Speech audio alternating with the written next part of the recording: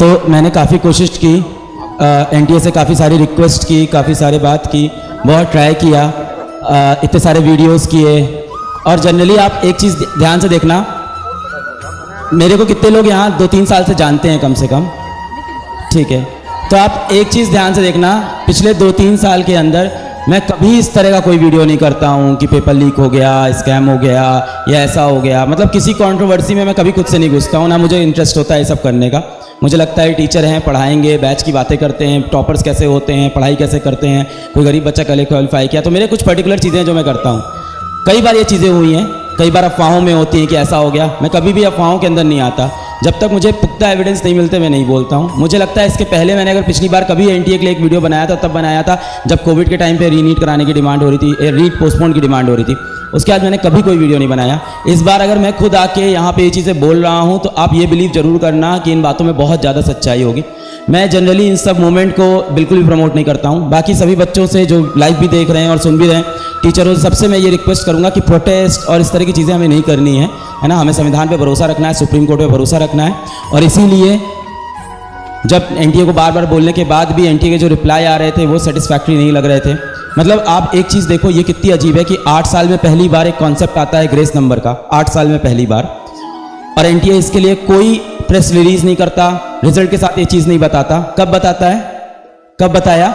जब 719 नंबर की बातें होनी स्टार्ट होती है, 2 दिन तक। और ऐसा नहीं कि एक बार बात हुई हो, 2 दिन तक इस पर वीडियोस बने, ट्वीट हुए, तो एनटीए एक छोटा सा नोटिस निकालता है कि ऐसा है कि इस बार टाइम लॉस पे ग्रेस नंबर दे दिए हैं और कुछ बच्चों के 718 और 719 आए हैं।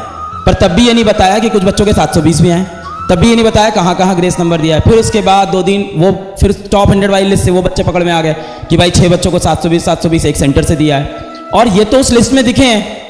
अगर मेरे पास 50,000 टॉप रैंक की लिस्ट हो तो पता नहीं मुझे क्या क्या दिखने लगेगा। कल अगर आप देखो, एनटीए के डायरेक्टर साहब आए थे प्रेस कॉन्फ्रेंस में, उन्होंने कम से कम 5 बार एक ही वर्ड बोला, ट्रांसपेरेंसी, ट्रांसपेरेंसी, ट्रांसपेरेंट। ये थोड़ी ट्रांसपेरेंट होता है। ट्रांसपेरेंट होता है आप खुद से आके बताइए कि क्या मुद्दा है क्या नहीं। तो एनटीए के लिए हमने सारी कोशिश की, डायरेक्ट कम्युनिकेशन की। मुझे लगता है एनटीए सिर्फ एक कम्युनिकेशन जानता है, and that is the communication of honourable courts. तो मैंने बहुत कोशिश की, एनटीए को लीगल नोटिस भी भेजा, एनटीए को बात करने की कोशिश की, रिक्वेस्ट भी किया, सब कर लिया। एंड आफ्टर दैट फाइनली हमने एक काम किया कि हमने जाके फिर सुप्रीम कोर्ट में पीआईएल फाइल कर दी, क्योंकि इसके सिवा कोई और ऑप्शन हम लोग के पास नहीं बचा है। This is the only option. और मैं ऐसे कोई नारे नहीं लगवाना चाहता कि ऐसा है वैसा है, ये कराओ। देखिए, हम और आप मिलकर ये डिसाइड नहीं करेंगे क्या होगा। इस देश में एक संस्था बनी है, वो डिसाइड करेगी, और वो संस्था का नाम है ऑनरेबल सुप्रीम कोर्ट। एंड हमें किसी चीज पे भी भरोसा हो ना हो, शायद हो सकता है हमारा एनटीए से भी थोड़ा सा भरोसा हिला हो, पर हमारा सुप्रीम कोर्ट से भरोसा आज तक नहीं हिला है। We believe in the legal system of this country, we believe in the constitution. और मैं एक नॉर्मल सा शिक्षक हूँ, मेरे पास इससे ज़्यादा और कुछ करने को नहीं है। मैंने वीडियोस बनाए, मैंने ट्वीट किए, मैं सब कुछ कर चुका हूँ। मुझे याद नहीं होगा पिछली बार कब मैं इतनी बार यूट्यूब पे लाइव आया होगा, ऐसी बातें किया होगा, मुझे नहीं याद है। पिछले 4 दिन कब ऐसा होगा जब मैंने पूछा नहीं होगा कि विद्यापीठ में टेस्ट कब है, ऑफिस में काम क्या हो रहा है। मैंने कुछ नहीं किया, 4 दिन से यही कर रहा हूँ। और जब सारी उम्मीदें मेरी फेल हो गई, फ्लॉप हो गई, और एनटीए एकदम ही कोई बात नहीं सुन रहा है, the only option I had is go to the honourable supreme court. So अब एक चीज़ इसमें इंटरेस्टिंग ये है कि मैंने सुप्रीम कोर्ट के अंदर जो पीआईएल दाखिल की है उसमें किसी बच्चे का नाम नहीं डाला है। मैं कोशिश कर रहा हूं जहां तक हो सके मैं किसी बच्चे को इन्वॉल्व किए बिना ये खुद से ये लड़ाई लड़ सकूं।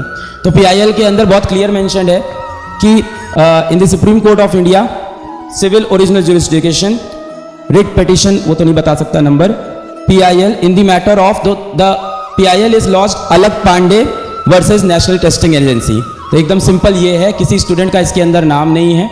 अब मैं इस चीज़ का ना अफेक्टेड पार्टी नहीं हूँ, तो कल को अगर केस होगा तो वो मैं नहीं लड़ सकता क्योंकि मैं अफेक्टेड पार्टी नहीं हूँ। पीआईएल तक मैं कर सकता हूँ क्योंकि वो पब्लिक इंटरेस्ट के लिए। ये बात इसमें मुझे मेंशन करनी है कि इसमें मेरा कोई पर्सनल इंटरेस्ट नहीं होने वाला।